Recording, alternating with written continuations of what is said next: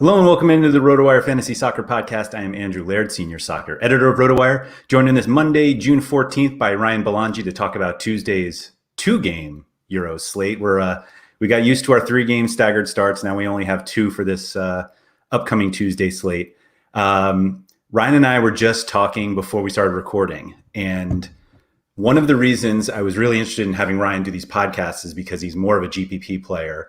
And we tend to focus more on cash games during the Premier League stuff that we do with Jordan.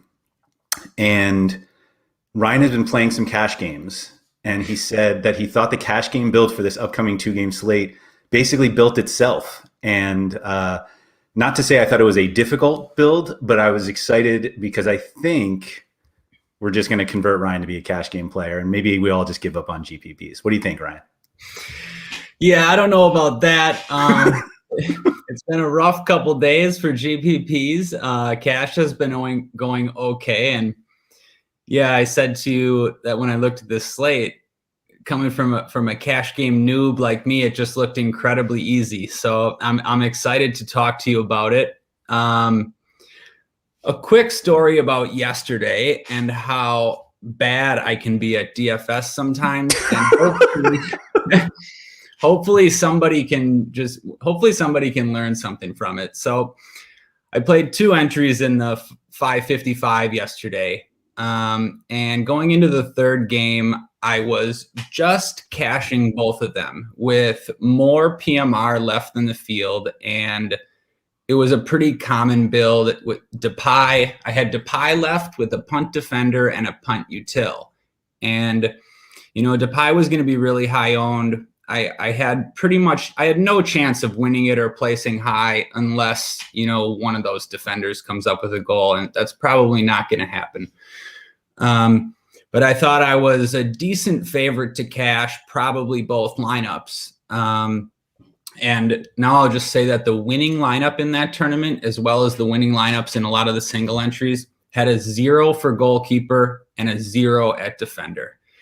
And I was considering, do I play it safe or do I make a switch? And you could have made any switch yesterday. The chalk was Depay. There was only one forward to switch to, and that was Weghorst. If you do that, you end up on Dumfries, the only defender, and you can play anyone at util.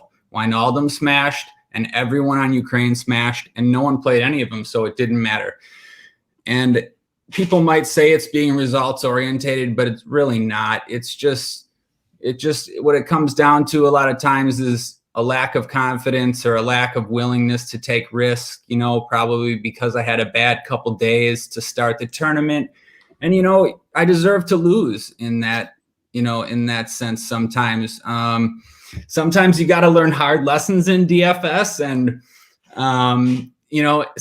it also shows you that just how easy it is to win tournaments sometimes. The winning lineup in the main GPP yesterday had Mason Mount in it, who scored 7 points, and it won by double digits. I mean, in a tournament where people are entering 150 lineups. It just shows you that there's a lot of chalk being played. For that to happen is very hard. You can, if you get different in certain spots, you can get a lot of leverage on the field. And then in my case, it just shows you that, there's so much upside. And, like I said, I remember at the start or the first podcast we did about how often the chalk fails. And it's not even that Depay failed. The chalk doesn't even have to fail. When there's low-owned guys that, score goals and score 20 points, the England players failed, and that's why the big scores in the later game ended up mattering so much. But I should have factored all that in more. There's a big opportunity, when the first game doesn't get there, and Austria was pretty chalky in the second game, and yep. I would say half their players got there, but it wasn't anything crazy. So yeah, hopefully I can learn from that going forward. Today's slate, though. Yeah, let's get into today's slate. Before we do, was the fear I mean, it's not fear, but like, what was the main reason you didn't want to get off Memphis? No, Because there was. you knew everybody would have him. Honestly, yeah, the main reason was that I was playing it safe after I had a bad day on Friday and the Friday showdown. Not a bad day, but just, not a great day, and then not a great day on Saturday. So those were big entries. I thought I was a decent favorite to cash both, and I thought, Depay's going to smash. I'll just take this money and move on to tomorrow. But it was the wrong decision. And again, I don't think I'm being results orientated. It was the wrong decision. Yeah. I mean, I feel like you perfectly explained why it wasn't a results oriented decision. And so, or reflection. So like, at least you know what should have happened. And so, yeah. We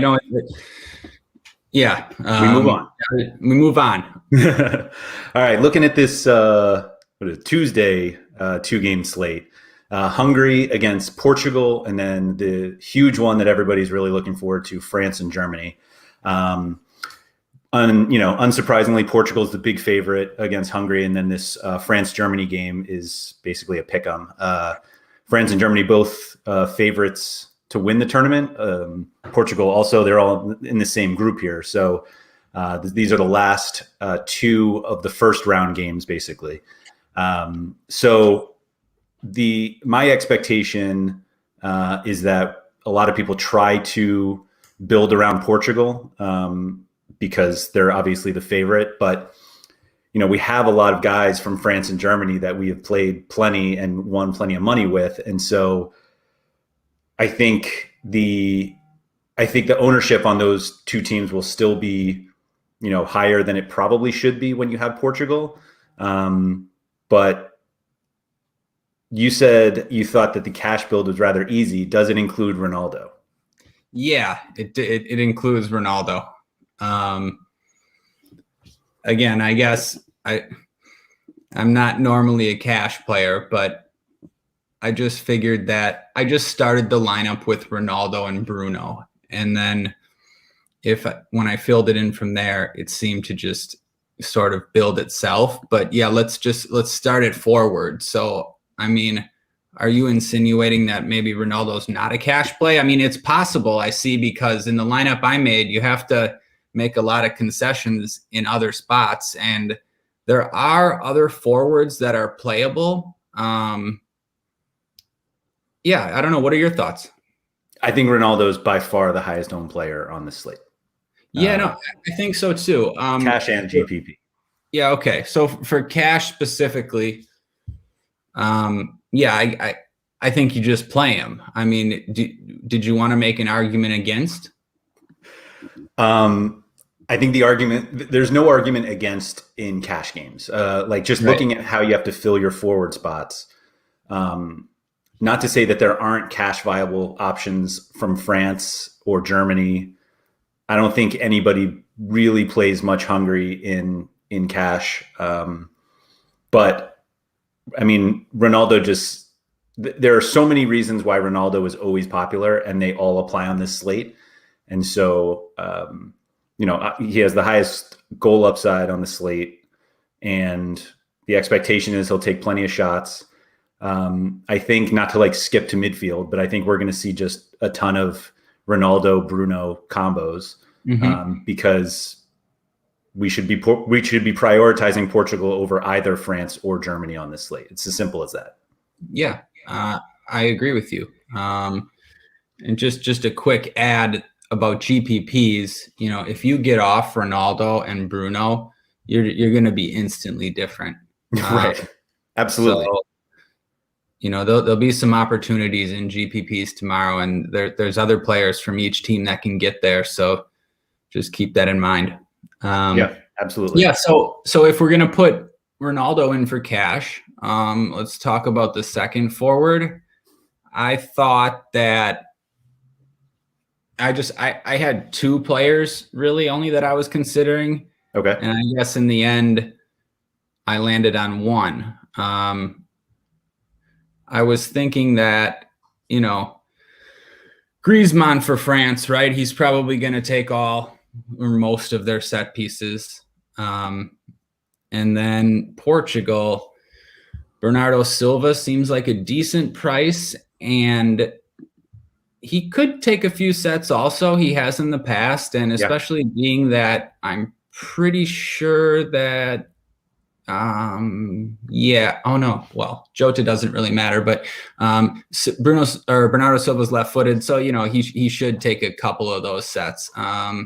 So those were the two players I was debating between.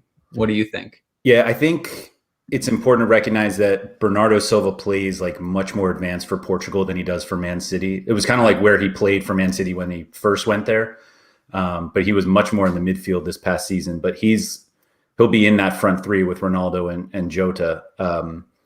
He's like oddly cheap to me. Like I feel like they actually are using the Man City stats to price him because he's a much more attractive fantasy option for Portugal. So I think playing Ronaldo and Bernardo makes sense, but like Griezmann is definitely, I think, the one that is probably higher owned just because we know he's getting set pieces and France is obviously one of the favorites. I just do you see that game being like, the game is obviously expected to be close, but I just don't feel like we're probably seeing like a 4-3 barn burner, or maybe I'm just giving. Which game are we talking about? France, Germany. Yeah, I would agree with you. I don't think we see a 4-3 barn burner. I mean, that'd be nice, but it's not how these first games have been going or how they usually go. Right. And it's not really how France plays. They've been in past tournaments with this team. They've won a lot of games, 1-0. Mm-hmm. But first, I think, great point about Bernardo Silva. He's one of just like my all-time fades when he plays for City. But he's a different player for Portugal, playing in the front three, more involved in the attack. Looks to get the ball to Ronaldo. They play well with each other. Yeah, so definitely good to keep in mind that he's a different player than the one on Man City. So yeah, Griezmann or Bernardo Silva. Is there anyone else? Is there anyone else you'd consider? Or the only one? I think the Germany guys are a little cheaper than they probably should be. Like Gnabry's only 7,300, and but you have to realize that like you're moving into the non-set piece situation, and that's okay when it's Ronaldo, but the other guys, I don't think you're probably going in that direction. Yeah. The only hesitation, and I don't think it's a justified hesitation, but if you play Bernardo, you're like really heavy on Portugal with the expectation that you have Bruno also, which like they're the biggest favorite and have a decent, they're decently favored. So it's not, I don't think that's a problem, but that throws some people off sometimes where you're just like, if Portugal duds, then I might be in trouble. But in cash, I think those guys are going to be popular enough that it doesn't matter. So right. Griezmann's the only one I hesitate on. Meaning I think he's the only other one that really fits in. I don't think you're paying down for some forward. I don't know who you would even play paying down on this slate for cash. I think so too. Griezmann being more expensive, makes me hesitate a little. And also about Bernardo Silva making 3 Portugal players. I don't think that's a problem. I don't think you should worry about that at all if that's the way you want to go. Do you think there's any like sub risk with Bernardo or Jota? Like they have João Felix or? Yeah, I mean, I think there's sub risk. Yeah, that's a good point actually. I didn't check the recent games to see how much he's been playing. I'm not, who knows necessarily how much that matters, but there's more sub risk with Bernardo than there is for Griezmann. Right. Yeah. Even though France is stacked too, but at least Griezmann plays that role. For tournaments, do you have any interest in Hungary? Yes. Okay. Is there any reason other than ownership? Like I think it's okay if there isn't. Like, no, there is. There is. I could make an argument that,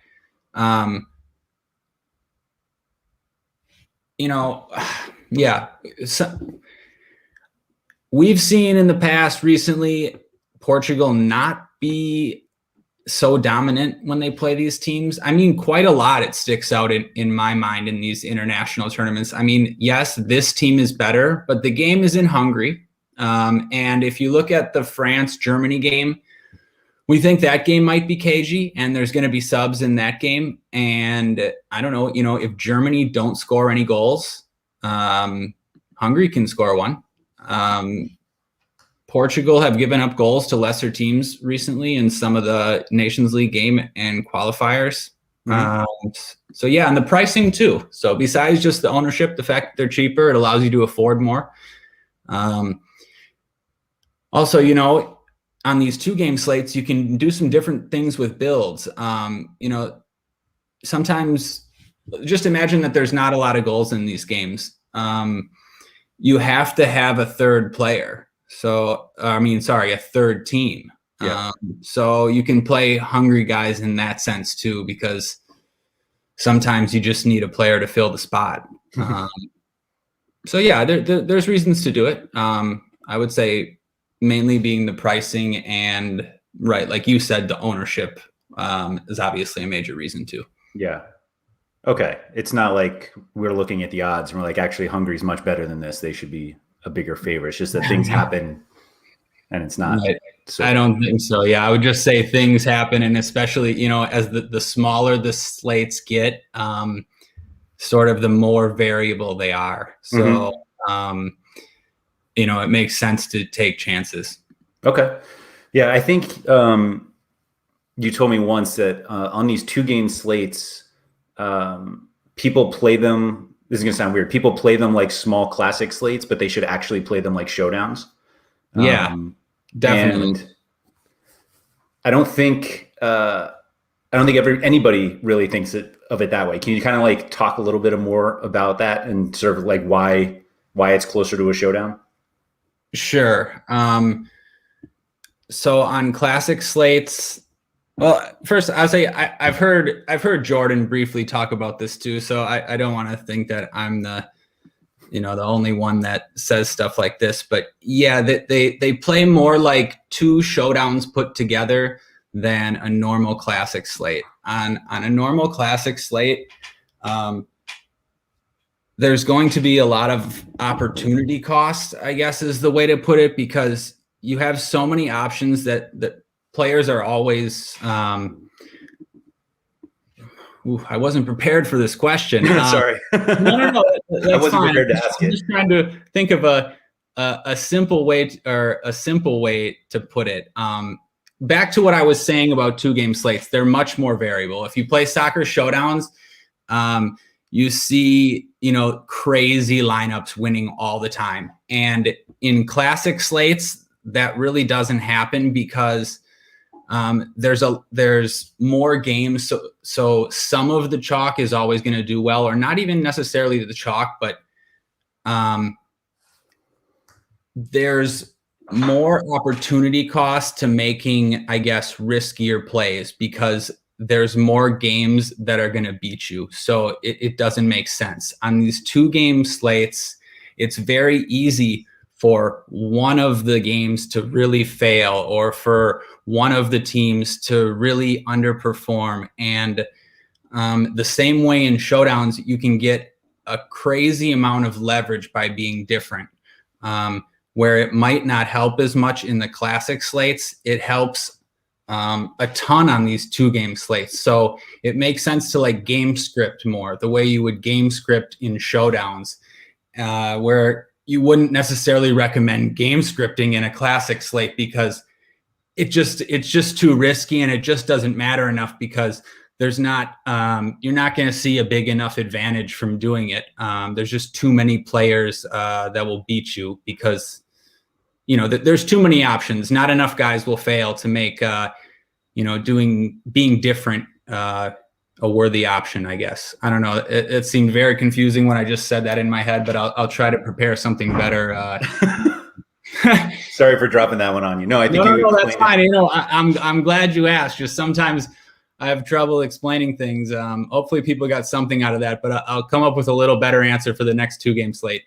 No, I think the the main point is that just everything that happens in each of these games is just accentuated because you don't have other places to make it up. And so right, you can just forget everything I just said and just understand that they play similar to showdowns.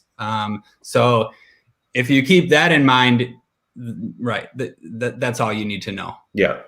Okay. So we've got Bruno as kind of the obvious midfield,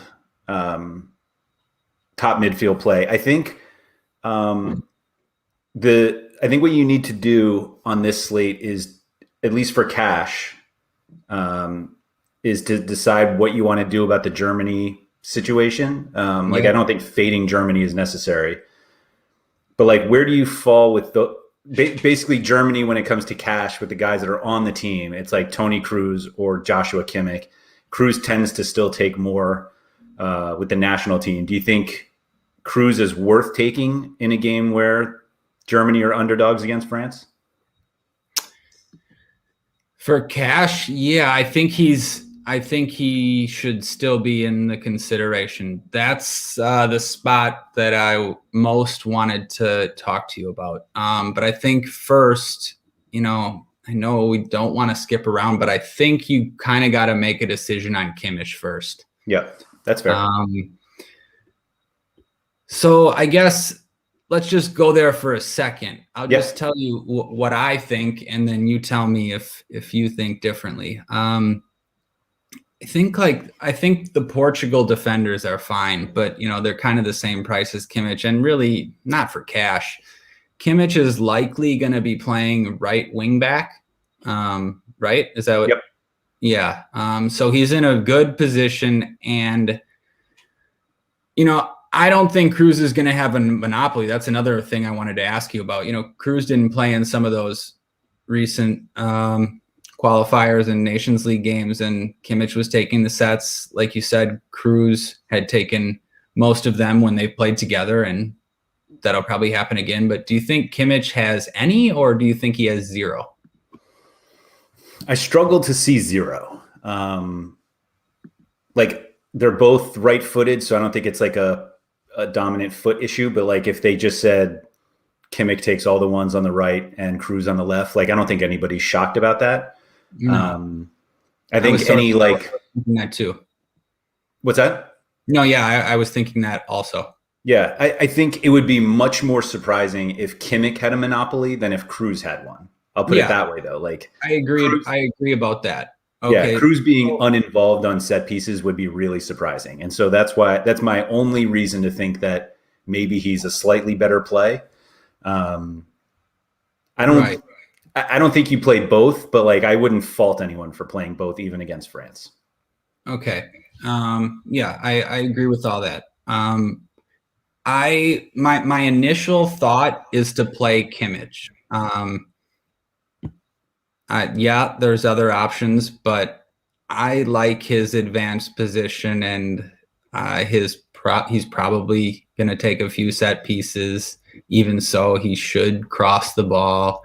Mm-hmm. I don't know. He just still feels nice and safe for cash to me. The game being in Germany. Yeah. Back to the midfield spot, though. Yeah, Cruz. I think he's in play too. The price, he's not too expensive, I guess, is the way to put it. I mean, Germany are priced like underdogs, and they kind of should be. They're playing against the best team in the world, but it seems like you can go there. I think so. What do you think? Yeah, I do. I think he's much more. I was going to say, I think he's much more cash viable than he is GPP. Totally agree. I say that, but like, the possibility that he gets I think the only issue I have, and maybe this actually shouldn't be an issue. The issue I always have with Cruz is that his ceiling is assist dependent. Like, he's really unlikely to score a goal. And I agree. So that sort of applies to Kimmich too, but like, I'm paying less for Kimmich. He has clean sheet odds if this ends up 0-0, which I don't think it does, but like, it's possible. So if I'm looking at them as similar players with similar upside, then I probably just take the defender. Great points. Yeah, I mean, then the position makes all the difference. Yeah, if you're looking at them as similar players, you'd rather take the defender. He's likely better than, or considerably better than, the other defenders too. So right, well, that too, yeah. I think part of the reason that Bruno is such an easy play is because there really aren't that many midfielders I want to play. For cash at least, like I threw out Hungary completely. Like I didn't, literally all of them. So then the non-Bruno Portuguese midfielders, I don't want. The French midfielders tend not to do enough in cash to like really prioritize them. So then that almost like walks you into Cruz anyway, though, because you're like, well, Cruz is usually a cash option. Are there any of the other ones, like for GPPs? Like Pogba always sticks out to me because he just sticks out himself. But like Conte is cheap, and I think he's much more of as weird as it sounds, he's much more of a cash play just because he's cheap and can kind of get you the 6 points, but the ceiling's probably not there for tournaments. But like, how do you fill these tournament midfield spots? Because it just doesn't seem like the midfielders are that great other than Bruno. Yeah, that's good points and good question. I agree with you about Conte and Pogba. There's definitely not enough difference to make Pogba better than Conte for cash. He doesn't get forward in this formation all that often. I don't know, at least from the last tournament. So I definitely would prefer going to Conte there. Quickly about Hungary and their set pieces. Sabasalai's out of the tournament. He was their best player. Salai, is he the set piece guy? Yeah. If he's in, yeah. I think that's the expectation. Yeah, I think so too. I mean, yep. Oh, but you're right. I don't see him in here on the lineup. Okay, so I mean, if he's not in, who's taking sets in this lineup? In this lineup, yeah. I guess it would be Hollander, maybe. I could dig into it, but I think Hollander's taken before. Okay. Well, not many, though. Then it doesn't, to be honest, it wouldn't really matter. I think that's why I didn't really look into it much. Yeah. It wouldn't really matter. So yeah, for tournaments, I think it's Schleichen and he's taking them though, and it's the first game, so we'll know. So if you really wanted the Hungary set pieces, it's probably clear, but once the lineups are out, right. But I don't know. Getting in a monopoly of 2 set pieces is not exactly what I'm looking for. So yeah, like you said though, for tournaments, there's really not any cheap midfielders you want to play. At least like that stand out as great plays, and not many with upside at all, especially that are under 5K. When that's the case, and especially on a smaller slate, you can have a midfield spot score you, even 3-4 points and win a tournament, no problem. Here we can take it back to like the showdowns. We see it happen in showdowns all the time. All these spots don't need to smash on a small slate. So I would probably pair them with my attackers, go that route, try to pick up the assist, or just punt, to fit the guys you like. So yeah, Conte's a tournament play too. He's a guy that normally plays 90 minutes, and he's looked like, to be honest, he's looked like the best center defensive midfielder in the world again. He can have good enough games to get you there, and you might not need a lot. So no, I would just make it correlate with my lineups. There's no one that I'm like, yeah, I'm going to have like a lot of this guy. You know what I mean? since I never, ever play him because I mostly play cash, how often do you play Ilkay Gundogan, and would you play him on this slate? Oh, man. That's a good question. I mean, honestly, I don't know if I've ever played him, or if I did, it's every time he doesn't. Like I've absolutely never won money. I'm kind of glad you brought that up. Yeah, he's sort of on my list of guys that cost me a ton of money this year, basically. In both ways. Right. In both ways, yeah. I mean, I was playing him in some spots for City when he had penalties or when they were a huge favorite. He seems too expensive. I know he is too expensive for this spot against France, I think. Germany is not City. He gets a lot of nice chances because of the way Man City play. I really don't see that happening against arguably the best defense in the tournament, the best everything in the tournament. That being said, I feel like most people will feel similarly. So you can probably get him at next to nothing ownership. It's probably one of the plays I won't be making tomorrow. I'd say like I've said we've had this conversation a bunch on soccer podcasts that basically like the difference between cash lineups and GPP lineups is not that big.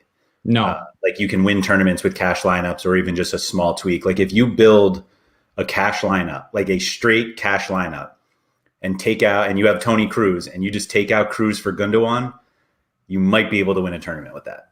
Oh, absolutely. It instantly becomes a GPP lineup. Yeah. I don't do it, but somebody who hasn't been burned as much as me. I don't do it either, but yeah, you can. That's a good point too. You can win these GPPs with with a chalk cash lineup and a 2v2. That's it. Good point. Yeah, even on a 2-game slate, like obviously the closer we get to showdown, the more we have to talk about uniqueness of lineups. But I think you don't have to get really weird on this slate to get yourself unique. No, you don't. You're right. It's a good point. You don't have to. You're right. Don't get too crazy, making too many. I don't know. You don't have to stack hungry, I guess is the way to put it. Yeah, absolutely. So moving to defense, we talked about Kimmich, obviously. Is there any thought to, like, the only other guy I looked at least on the expensive side, was Rafael Guerreiro for Portugal. Anyone who plays DFS regularly with a Dortmund slate, like, we know that he likes to bomb up forward. He really unlikely has set pieces, which he sporadically has for Dortmund.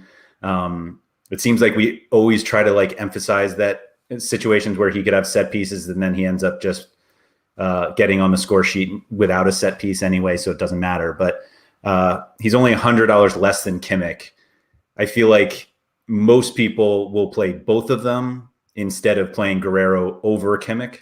But like, given we were just talking about like how poor the midfielders were on this slate, like I think we could see lineups with Kimmich and Guerreiro. Yeah, I think you could too. Just to touch on, the Portugal guys quick. I like the Portugal fullbacks, for tomorrow and for the duration of the tournament. They're always pretty good plays. They play crosses into Ronaldo quite often. It seems like one of their preferred routes of scoring sometime is to try to get a Ronaldo header, and they use those fullbacks a lot.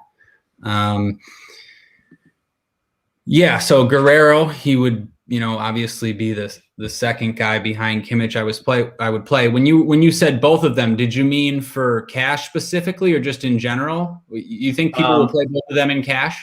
I think they could. I think they could too. That's interesting. That's not where I went with my lineup, but I'm looking at like how it could beat my punt defender, and yeah, I mean Guerrero could absolutely just crush whoever I punt at defender. So yeah, yeah, playing two defenders is definitely an option. I'll have to look at that more. Yeah. I think it's a weird 1v1 actually, that I think it's basically Guerrero or Cruz. Like if you play Kimmich and Cruz, you can't play Guerrero. But if you basically punt a midfield spot, like if you play Conte or any of he's probably the only cheap one. Tolizo's not even that cheap.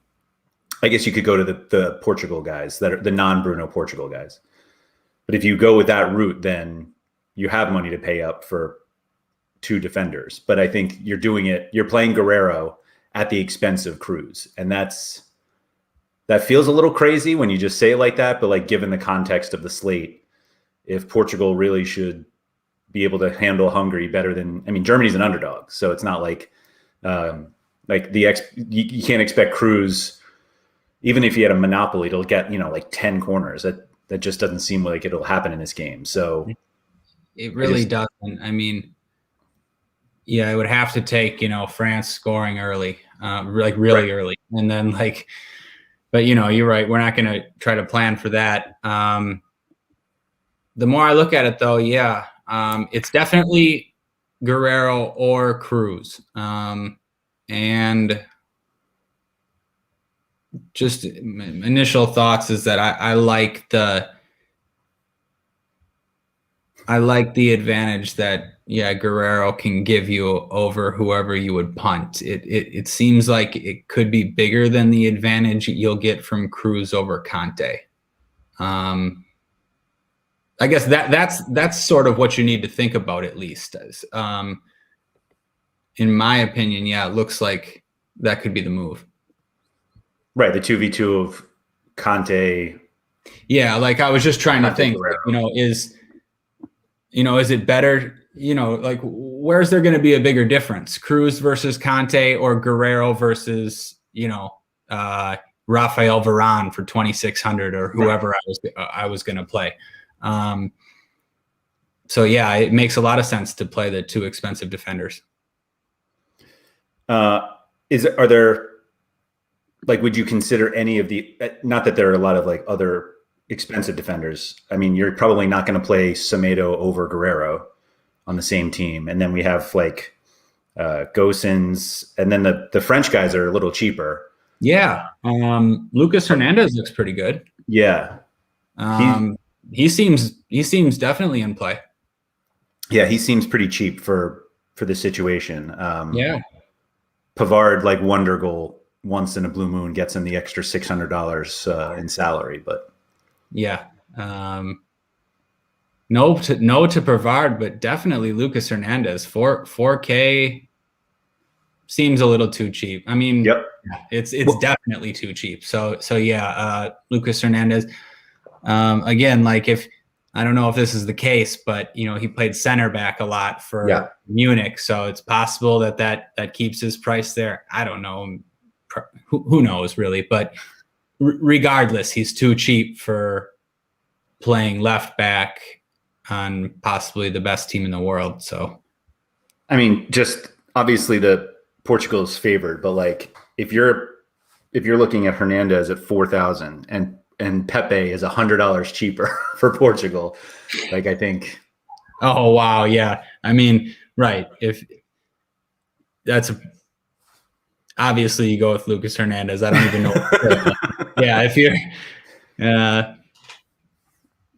I'm not playing Pepe for that price in cash. Well, I mean, do you play Pepe ever? No, I shouldn't have even ended that within cash. I mean, sure you can. I mean, he's a huge guy who gets up for set pieces. Obviously, he could get his head on one, but it's not the route that I'm planning on going. Yeah. We do have a decent number of really cheap guys. If you really don't care who you're playing, and I know that sounds silly, but if you're just saying I need the cheapest guy, paying 3,900 for Pepe is nuts. If you have, like you mentioned, Varane at 26, Rudiger's 28, Right. Sula's 27. Like I, I really don't know what you're doing, what the lineup build is when you're like, no, I don't want those guys. I'm going to pay $1,200 more for Pepe. Although I say that if you're playing Pepe, like you're really playing Ruben Diaz at 3,800. But even then, like, right, same thing. And no, I totally agree with you. If you are going down past those defenders we spoke about, Rudiger or Varane definitely seemed like the best options. That was who I had put him in my cash lineup, along with, I know we'll get to keeper, but along with Gulashi, just the two biggest punts, and tried to see what I could afford. So yeah, if you're going to go down that low, under 3K, perfectly fine for these center backs. Yep, agreed. So did you actually want to play Gulashi, or was it just like? Nope, it was out of necessity. Yeah.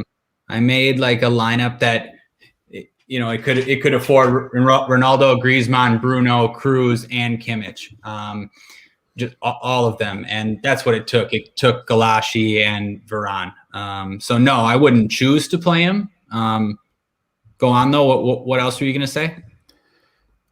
It was more just like if you actually thought he was worth, like, yeah, okay. When you're playing Ronaldo, there's probably some save upside.